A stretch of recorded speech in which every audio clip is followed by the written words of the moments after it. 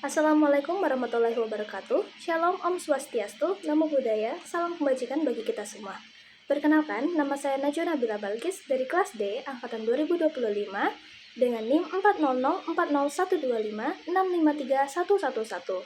Di sini saya akan membuat video UAS K3LH dengan materi unit kompetensi 1, yaitu menerapkan peraturan perundang-undangan dan standar dalam pengujian keselamatan dan kesehatan kerja dengan SKKNI nomor 309 tahun 2017 dan kode unit M71 KKK 01.001.1. Dengan dosen pengampu saya yaitu Insinyur Jo Odowo, Sarjana Teknik Magister Hukum, IPM Asian Engineering, ACPE, APEC Engineering. Selamat menyaksikan. Baiklah, di sini saya akan menjelaskan mengenai unit kompetensi terlebih dahulu.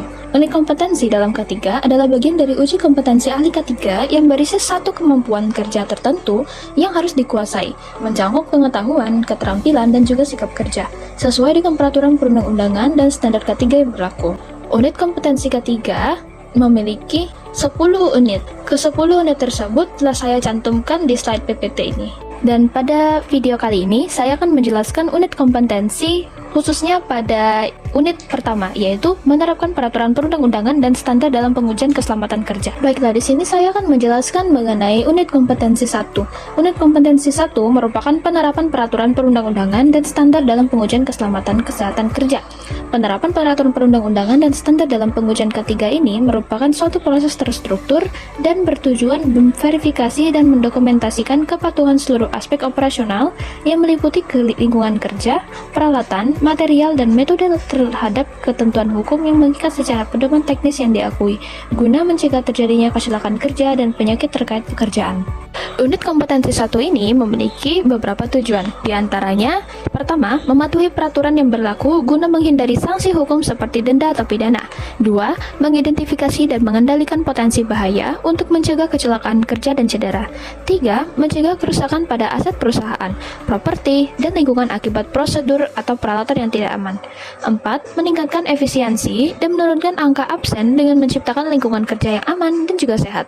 Dan yang terakhir, reputasi dan tanggung jawab sosial untuk membangun citra positif sebagai perusahaan yang peduli terhadap keselamatan karyawan dan masyarakat. Unit kompetensi 1 ini memiliki beberapa dasar hukum.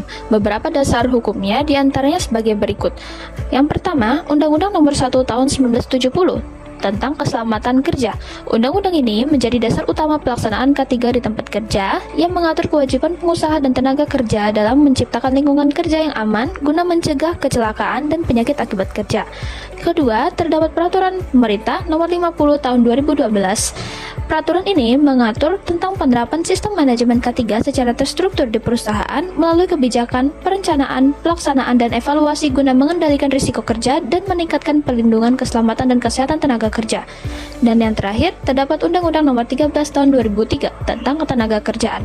Undang-undang ini mengatur hubungan kerja antara pengusaha dan juga tenaga kerja dan menjamin hak tenaga kerja atas keselamatan dan kesehatan kerja. Baiklah, sampai di materi penerapan unit 1 di tempat kerja. Terdapat beberapa contohnya. Yang pertama, mematuhi peraturan perundang-undangan K3. Pekerja dan perusahaan melaksanakan kegiatan kerja sesuai dengan hukum K3 yang berlaku. Kedua, melaksanakan pekerjaan sesuai dengan SOP. Dan yang ketiga, mematuhi rambu dan tanda keselamatan. Dan yang keempat, menggunakan alat pelindung diri. Dan yang terakhir, menerapkan perilaku kerja yang aman. Pekerja harus menghindari tindakan tidak aman dan menjaga keselamatan diri serta lingkungan kerja dengan baik. Tampaknya cukup sekian penjelasan dari saya. Semoga penjelasan dari saya dapat menambah wawasan bagi teman-teman semua. Saya akhiri, wabillahi taufik wal hidayah. Wassalamualaikum warahmatullahi wabarakatuh. Terima kasih.